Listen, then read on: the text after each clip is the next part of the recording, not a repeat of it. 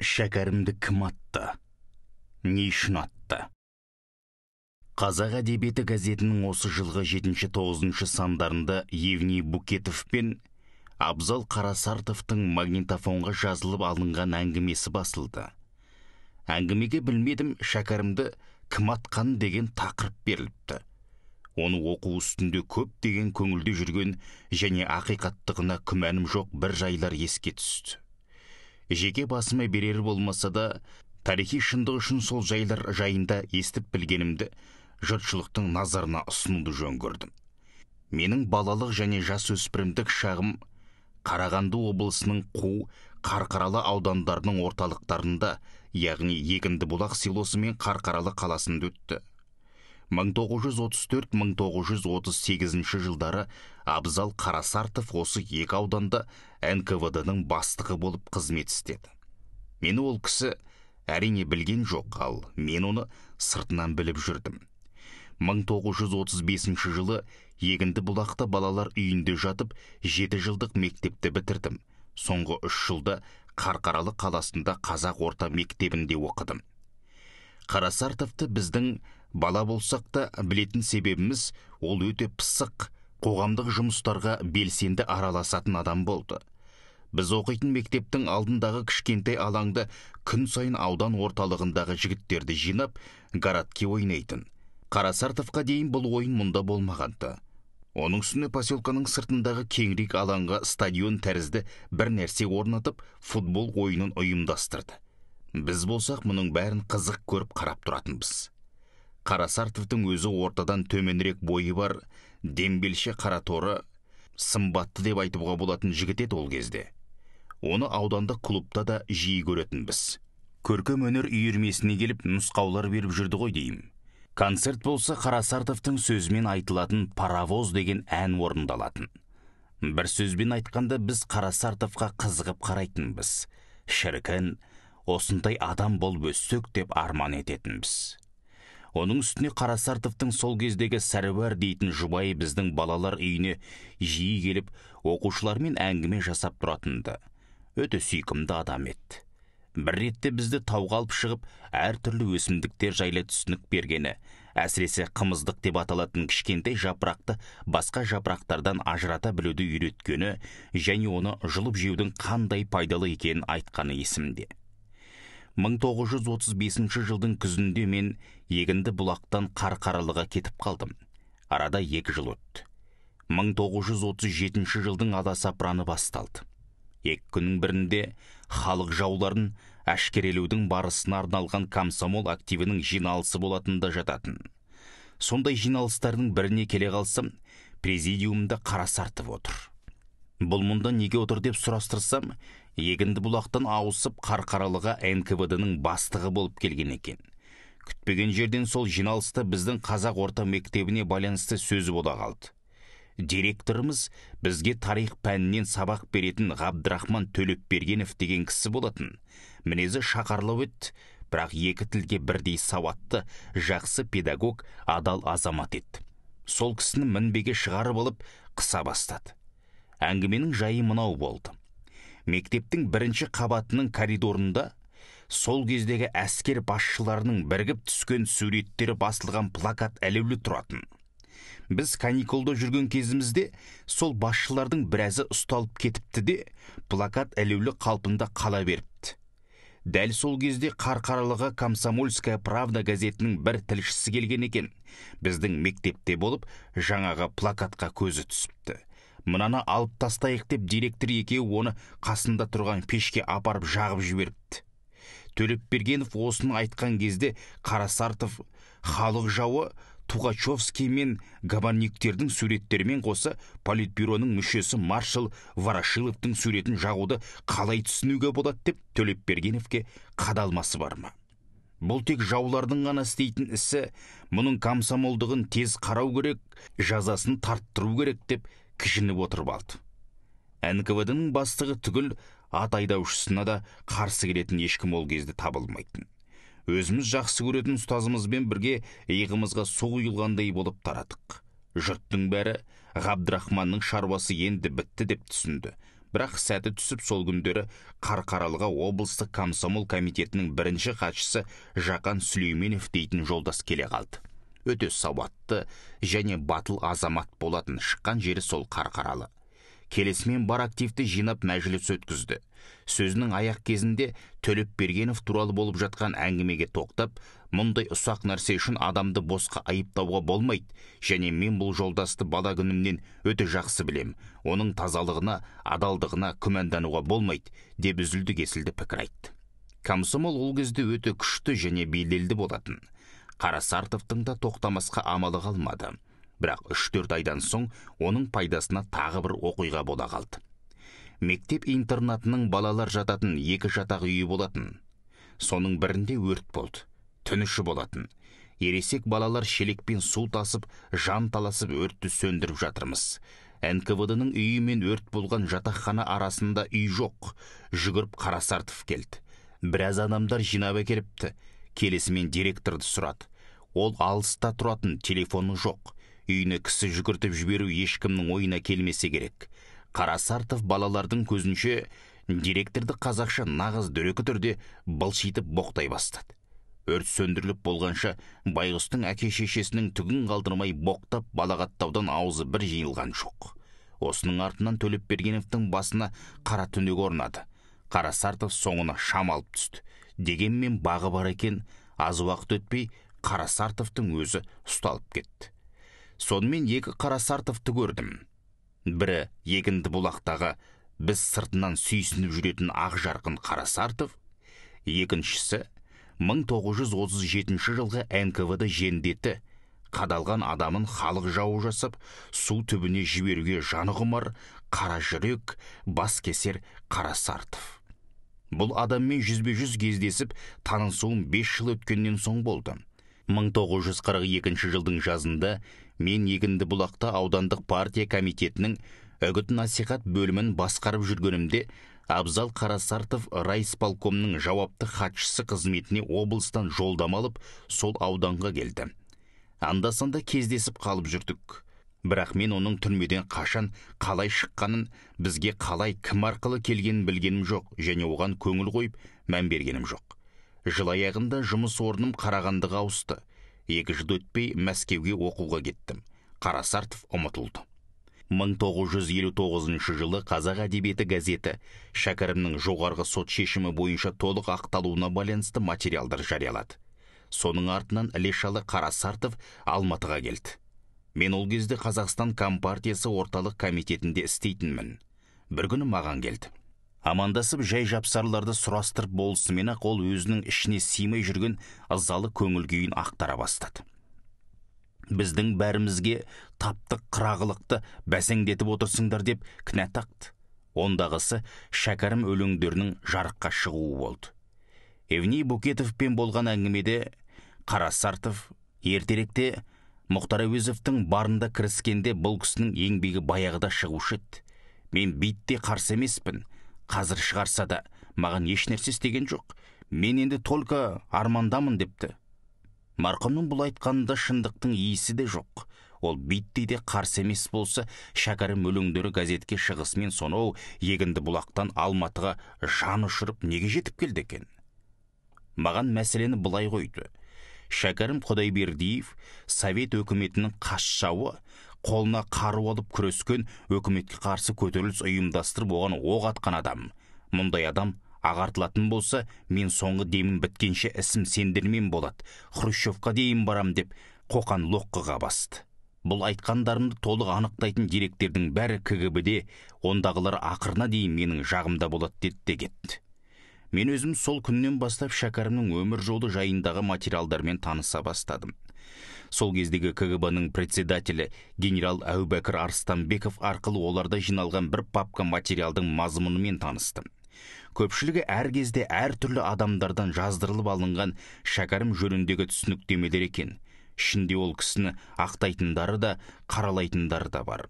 Документтердің арасындағы ең маңыздысы оқушы дәптерінің бір парағына қара сиямен жазылған, бірақ не кіріс, не шығыс нөмірі қойылмаған. Мөріде штемпелі де жоқ хабарлама бар. Бұл қағаз Қарасартовтың қолымен жазылған. Онда Шұбартау ауданында Шәкәрім Құдайбердиев басқаратын банда бүлік салып жүр делінген. КГБ-ның бұл папкасындағы Шәкәрімді қаралайтын ең негізгі документ тек сол ғана болатын. Солай бола тұрса да, бұл органның ол кездегі басшылары ақынның шығармаларын басып шығаруға көп уақыт кедергі жасап келді. Біз Семей облысының партия комитеті арқылы материалдар жинаттық. Бұл іске сол кездегі обком хатшысы Әнуар Кәкімжанов, Абай аудандық партия комитетінің бірінші хатшысы Нұрбаев жолдастар белсене қатысты. Ақыры ол жақтан үлкен бір папка материалдар келді. Шәкәрімді көрген, жақсы білген, ол кісі туралы көп естіген адамдармен әңгіме жасалған. Олар өз қолдарымен көргендермен естіп білгендерін толық жазып берген. Бәрінің бір кісідей айтатыны Шәкәрімнің Шұбартау көтерілісіне ешқандай қатысының жоқтығы. Қарасартов бастаған ГПУ адамдардың оны жазықсыз өлтірген. Қаннен қаперсіз таудан түсіп келе жатқан 3 адамның ішіндегі Шәкәрімді бір төбешік түбінде бұғып жатып, әдейі көздеп атқаны, өлген адамның денесін сүйреп апарып, алыс таладағы ескі бір апан құдыққа тастап кеткен. Семейден келіп түскен осы папканың ішінде аса қадағалап көңіл аударарлық 2 түрлі материал болды. Оның бірі қазіргі Қазақ ССР ғылым академиясының академигі Салық Зимановтың запискасы.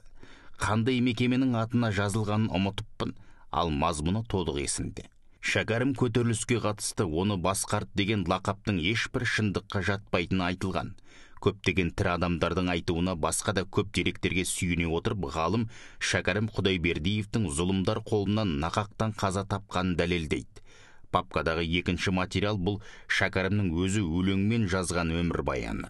Мұнда өзінің өмірден безіп, тау арасындағы жалғыз үйді отшельник болып жүрген кезінде сол аудандағы ГПУ-дың бастығы Абзал Қарасартовпен кездескендер айтылған. Бұл адам маған доспын деп келеді, әдебиеттен аздап хабар бар адамға ұқсайды. Бірақ мен оның кім екенін, ішінде не жатқанын білмеймін. Оқып берейін деп бірнеше рет менің қолжазбаларымды сұрап әкетті, әлі қайтармай жүр делінген. Өмірбаянның бұл әрине түп нұсқасы. Ақынның қолымен жазылған түрі емес, машинкаға басылған көшірмесі болатын. Дегенмен ол кезде біреудің ойдан шығарып, әдейі жұртты теріс жолға бағыттау үшін жазған шығармасы болар-ау деген күдік менде туған жоқ. Түп нұсқаның архивте бар жоғын да білмеймін. Ал мен оқыған өмірбаянда ақынның Қарасартов жөнінде жазғаны есімде сайрап тұр. Сол тұста бір жазушы, кім екені есімде жоқ, Мұхтар Омарханұлының өз аузынан естідім деп, Қарасартовтың қолында Шәкәрімнің көптеген қолжазбалары барлығын сіңіріп кету мақсатымен оны ешкімге бермей тығып жүргендігін айтты. Мен Қарасартовты Алматыға шақырттым. Ол келді. Екеуміздің арамызда мынандай әңгіме болды. Сіздің Шәкәрім жөніндегі пікіріңіз өзгерді ме, әлде бұрынғы қалпында ма? Жоқ, өзгерген жоқ, ешқашан өзгермейді. Сіз ол кісіні не үшін аттыңыз? Атқан менің жеке басым болмау керек. Біздің отрядтағы біреуінің оғы тиген болар. Ол үкіметке қарсы көтеріліс ұйымдастырды. Сол үшін атылды. Қандай жағдайда аттыңыздар? Қашып бара жатып біздің тосқауылға кездесіп қалды. Біз аттық. Шәкәрімнің қолжазбалары сіздің қолыңызға қалай түсті? Оны тиісті ғылыми мекемелердің біріне тапсырмай, неге осы күнге дейін тығып жүрсіз? Осы арада Қарасартовтың түсі ерекше бұзылып кетті. Өзі қараға жақын адамның қызарғанын тез аңғару қиын болады ғой. Дегенмен ол көзді ашып жұмғанша күп күрең болды да қатты қысылып, аузына сөз түспей үнсіз қалды. 2-3 минуттан кейін ғана есін жиып алғандай болып, менде Шәкәрім қолжазбалары жоқ, ол маған қайдан келсін, және Шәкәрім өлеңінің маған қажетіне? Мен өзім өлең жазатын адаммын деп портфелін ашып, бір қағаздар алып шықты. Мынау міне мен жазған өлеңдердің бірі деп оқи бастады. Сырт ұйқастықтары болғанмен көркемдіктен жұрдай сылдыр сөз, колхозымыз анандай, совхозымыз мынандайларға арналған жай шатпырақ екен. Тыңдап болған соң мен оған, әрине бұл оқығаныңыз Шәкәрімнің қолжазбасынан көшіріп алған өлең емес, бірақ сіздің мұндай өлең жаза білетініңіз сізде ол қолжазбаның жоқ екенін дәлел бола алмайды ғой дедім. Әңгімеміз біраз созылды. Ол танды. Мен ол кісіде қолжазбаның бар екеніне тіпті де күмәнданбайтынымды айттым. Және академияға барып келесіңіз. Қолыңыздағы Шәкәрім өлеңдерін түгел тапсыратыныңызды айтыңыз. Мүмкін шарт жасасып тиісті ақысын аларсыз. Олардың адамдары барып сізден өздері алып қайтар, сонда сіздің халық алдындағы кінәңіз жеңілдене түседі деп ақыл бердім. Оныма көнбей Қарасартов кетті. Бірақ бұл жолы алғашқы келгенде емес, жүні жығылыңқырап, өркөкірек кеудесі басылыңқырап кетті. Бұл арада Қарасартовқа қойылған айыптың дұрыстығын дәлелдейтін бір кішкентай анықтама бере кетуім қажет сияқты. Шәкәрім мәселесі толық шешіліп шығармалары шыға бастаған шақта кейбір жас жазушылар 1959 жылы қазақ әдебиеті берген материалдардан соң бұл туралы әңгіменің тоқтап қалуына сол кездегі орталық комитет хатшысы Жандилдин кінәлі көрінеді деген лақап айтыпты. Бұл тек бөрінің аузы жесе де қан, жемесе де қанның кері. Бұрын халық жауы болып келген адамның өлеңдері күтпеген жерден газет беттерінде шыға қалды. Мұндайда қырағылар тек партия қызметіндегі адамдар арасынан шығады деу қате пікір. Керісінше ондайлар көбіне сырттан келеді, және олардың қырағылығы шын қырағылықтың идеология тазалығын сақтауға үлес қосу ниетінің туындысы емес, кейбір достармен есеп айырысу мақсатымен байланысты әрекет болып шығады. Сол кездегі екінші хатшының құлағына бірлі-жарым әдебиетшілер келіп сыбырлап кетіпті. Ол байғұстың бұл сыбырларға өзінше үлкен мән беріп, біраз әңгіме көтерген есімде. КГБ басшылар да отқа май құюмен болды. Мен болсам бала күнімде Шәкәрімнің біраз өлеңдерін, оның ішінде Дубровский поэмасын жатқа білетін едім де, ақынның халық жауы болып кеткеніне іштей қынжылатынмын. Сондықтан ол адамның кім екенін әбден түсіну мақсатымен зерттеу ісіне кірістім. Ақыры Шәкәрімнің кінәсіз өлтірілгеніне, оның қалдырған рухани мұрасының зор маңыздылығына толық көзім жетті. 1965 жылдың алғашқы айларының бірінде сол кездегі орталық комитеттің бірінші хатшысының атына записка жаздым. Шәкәрімнің таңдамалы шығармаларының жинағын шығарту керек деп ұсыныс жасадым және ұсынысымды дәлелдеуге тырыстым. Бірінші хатшы Жандилдин жолдастың ұсынысын қолдайым деп бұрыштама соқты. Қалған бюро мүшелерінің бәрі келіскендіктерін анықтап қолдарын қойды. Ол мекемеде қабылданған тәртіп бойынша мұндай қағаз қабылданған қаулымен пара-пар болады. Осының артынан академияның сол кездегі вице-президенті Сақтаған Бәйішев пен әдебиет және өнер институтының директоры Мүсілім Базарбаев екеуін шақырып алып, запискамен таныстырдым да, оның бір данасын қосып, Шәкәрім жөніндегі материалдың бәрін қолдана бердім. Енді еш нәрсеге алаңдамай іске кірісіп, тез арада Шәкәрім шығармаларын баспаға дайындауды тапсырдым. Көп ұзамай өзім орталық комитеттен басқа жұмысқа ауысып кеттім. Шәкәрім мәселесін белсене қолға алған Мүсілім Базарбаев та мәдениет министрлігіне кетіп қалды. Біреулер олай тартып, біреулер бұлай тартып саясатқа әкеп тірей берді, білем. Саясат тым көп болған жерде мәдениетке орын қалмайды деп Горький дұрыс айтса керек. 20 жылдан астам уақыт бойы Шәкәрім жабылып қала берді. Өкінішті-ақ. Бірақ ең соңында әділдік жеңді, соған мен де шын қуаныштымын. Бұдан 2 жыл кейін ел жақтан келген өзімнің бір жақын туысымнан Шәкәрімнің не үшін өлтірілгеніне көз жеткізерліктей бір әңгіме естідім. Бұл тектен-тек ойдан шығарып айтуға қисыны келмейтін, ақиқаттығына ешбір күмән қоюға болмайтын әңгіме. Маған мұны айтқан адам бар. Аты жөнін келтірілмей отырған себебім, ең соңғы кезде жазылып отырған мәлімдеменің мазмұнымен оны таныстыра алмадым. Керек болса редакцияның ол азаматпен тікелей байланыс жасауына мүмкіндік бар. Менің Әубәкіров Хамза деген немере ағам болды.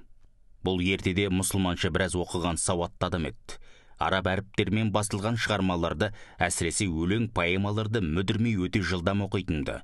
Оның үстіне Қарқаралы, Семей өңірлеріндегі ата-бабалар тарихын өте жақсы білетін. Қарасартов егінді бұлақта ГПУ-дың бастығы болған кезде ол кісі де сол жерде әртүрлі жауапты қызметтерде болған. Екеуінің арасында аздаған достық қарым-қатынастар да болатын. Кейін 50-ші жылдар ішінде Қарасартов совхозда жұмыс істеп жүріп, бір уақытта қызметінен босап, аудан орталығына қайта оралыпты. Біраз уақыт жаңағы менің ағамның үйінде жатыпты. Келген бетте қолындағы үлкен ауыр чемоданын жеңгеміз Қайшаның қолына беріп, мынаның ішінде менің өмірлік азығым, сен мұны ешкімнің көзіне түспейтін бір жерге тығып қой депті. Қайшекең апарып шошаласының жоғарғы сөресіне қойыпты. Бір күні Қарасартов үйде жоқта, бірдемелер іздеп жүріп чемоданды құлатып алыпты. Сол сәтте ескі чемоданның аузы ашылып кетіп, ішінен ондаған дәптер ақтарылып жерге шашылыпты. Жеңгеміздің хаттану жағы шамалылау, бірақ көкірегі ашық, саудырап күлдіре сөйлейтін жайдары адам еді. Үйде отырған күйеуіне келіп, мына абзалдың тығып жүрген не алтын, не ақша шығар деп ойласам, кілең жазылған қағаздар екен. Байқамай чемоданын құлатып алып едім, бәрі шашылып қалды, соны жинап қайтадан орнына салып берші дейді. Хамзекең таңертең жинауға кіріскеннен күн батқанша басын көтерместен шашылған дәптерлерді оқумен болады. Жинап алып әйеліне, сұмдық-ай, мына иттің тығып жүргені баяғы Абайдың туысы атақты ақын Шәкәрімнің қолжазбалары екен. Мұның қолына қайдан түсті екен, келген соң өзінен сұрайын дейді. Қарасартов келесімен болған жайдың бәрін баяндап, Хамзекең одан: Шәкәрім қолжазбалар саған қалай келді? Оны не істеймін деп өзіңмен сүйреп жүрсің деп сұрайды. Оған Қарасартов зәресі ұшып қорқып кетеді: Хамзажан, мұны сен менен сұрама, мен саған айтпайын, өлтірем демесең аузыңнан бір сөз шығара көрмесін. Сұрайым, өтінем деп сол сағатта ол үйден чемоданын көтеріп кетіп қалады. Дегенмен Хамзекең ауданда жауапты қызметте істейтін ең жақын адамына сыр етіп, бұл әңгімені айтып береді. Қолжазбалар шашылған кезде қараңғы бұрышта көрінбей қалған өлең жазылған 2 парақ қағаз көп уақыт сол жігітте сақтаулы жатады екен, бірақ қазір оны таба алмай жүр. Бұл оқиғаның болуы 1959-1960 жылдардың бірінде. Өйткені Хамзекең 1961 жылы кенеттен қайтыс болып кетті. Аз уақыттан соң жеңгеміз де дүние салды. Мен бұл жайды Қарасартовпен соңғы кездескенімнен көп кейін естідім. Қарасартовтың арамдық ісінің кездейсоқ куәсі болған менің туыстарым қарапайым адамдар еді. Шәкәрім қолжазбаларының кімнің чемоданынан қандай жағдайда көргендері жөніндегі әңгіме мені олардың ойдан шығарып айтуы ықтималау деп ойладың өзі миға қонбайтын жай. Демек Қарасартовтың сол қолжазбаларды қолына түсіріп алып, өмірдің соңына дейін тығып келгені күмәндануға болмайтын шындық. Өлерінен аз уақыт бұрын 6-7 ай бойы үйінде отырып, түні бойы бір дәптердегі әңгімені екінші дәптерге қотарып отырғанын көріп, білгенде адам бар деп естідім. Осы айтылғандардың бәрін бір-бірімен салыстыра тізбектей келгенде, логика жолымен қорытынды жасау қиынға түсе қоймайтын тәрізді. Шәкәрімнің 1931 жылғы Шұбартау көтерілісіне ешқандай қатысы болмаған біле тұра, Қарасартов неге алдын ала байбалам салды? Ресми органның басшысы неліктен штемпелі басып ресми донесение жібермей, бір жапырақ қағазға тек өз қолмен жазылған сәлем хатты республикалық ГПУ-ге жібере салды? Ойланып шешілген, ешкім білуге тиісті емес бір арам сырдың күндердің күнінде ашылып қалғандай кезі болса, өзін ақтау мақсатымен жасалған әрекетіне ұқсап тұрған жоқ па? Қарасартовтың көкірегіне бұл арам ой Шәкәрімнің қолжазбаларын қолына түсіре бастаған күндерден ақ ұялаған жоқ па екен? Қолындағы және Шәкәрімнің үйіндегі барлық қолжазбаларды басып алып, бір жолата сіңіріп кетудің жалғыз ғана жолы ақынның көзін жою болды. Көп ойланып Қарасартов мұның да ретін келтірді. Оның қасында еш нәрсенің байыбына бармай-ақ, шашал десе бас алатын, бастық айтса қандай қылмысқа болса да баруға дайын бірнеше надан қанішер жексұрындар болған. Солармен бірге бір төбенің түбінде аңдып жатып, өз шаруасымен келе жатқан қарт ақынды әдейі көздеп атқан. Олардың қайсысының оғынан қайран Шәкәрім мерт болды? Мәселе мұнда емес. Тарих алдындағы ауыр қылмысты ұйымдастырушы Қарасартов. Евней Букетовпен әңгімесінде мен ақынның сүйегін бір модаға апарып қойдырдым депті. Ол модаға қойдырған болса, 25 жылдан кейін марқұмның сүйегі терең құдықтан қалай табылмақ? Сасқан үйрек құйрығымен сүңгидінің кебі емес пе? Қасында жендеттері Шәкәрімнің денесін сүйретіп апарып тастау үшін иесіз қалған ескі құдық іздеп кеткенде ГПУ-дың бастығының өзі ақынның үйін тінтіп, көздеген мақсатына қолын жеткізбегеніне кім кепіл бола алады? Соншама көп жазбалардың бәрін ақынның өз қолынан алмаған болар. Қарасартовтың соншама ауыр қылмыс жасау жолмен қолына түсіріп алған қолжазбаларды қалайша өзінің керегіне жаратпақ болғаны маған белгісіз. Біраз өңдеп өз атымен бірнеше кітап етіп шығарғысы келуі мүмкін. Ол үшін оған Шәкәрімнің атын бір жолы тарихтан өшіру қажет болды. Қолынан келгеннің бәрін істеп те бақты, бірақ одан не шықты? Қаншама қыстаса да шынын айтпай кетті. Әрі халықтың ұлы перзентін өлтірген, әрі үлкен ұрлық жасаған кісімін деп ондай адам өмірде мойындар ма? Қарасартовтың жақсы азамат болып өскен, өте жауапты іс басқаратын балалары бар деп естимін. Туған әкесі жөнінде мұндай әңгімені есту балаға әрине өте ауыр. Бір кезде көріп білген адамым туралы бұлайша жазу маған да жеңіл тиіп отырған жоқ. Бірақ әңгіме бір адамның жеке басына байланысты ғана мәселе жайында болып отырған жоқ қой. Шәкәрім шығармалары халық мұрасы қазіргі ұрпақтар үшін ғана емес, болашақ ұрпақтардың да рухани талабына үлкен қызмет жасайтын асыл қазына. Қарасартов өзінің балаларына барлық құпия сырларын ашып, қолындағы қолжазбаларды беріп кетті деп мен айта алмаймын. Ғабит Мүсірепов, марқұм да Евний Букетовпен бірге ол азаматтардың үйінде болып, әкелерінен қалған бірлі жарым өлеңдермен танысқан екен. Бірақ олардың Шәкәрім туындыларына ұқсамайтынын анықтапты. Мұны Ғабекеңнің өз аузынан естігем. Әрине, жұртқа көрсетуге болатын өлеңдер мен Шәкәрім өлеңдерін, тіпті олардың көшірмесін де Қарасартов бір чемоданға салып қалдырған жоқ. Түп нұсқасы жағылып жіберілсе, не көміліп тасталса да көшірмесі бар болар деп ойлаймын. Халықтық мұраның өз иесіне қайтарылуына, қайда болса да оның табылуына Қарасартов балалары көмектессе, үлкен азаматтық іс істегендері болар еді. Нұрымбек Жанділдин.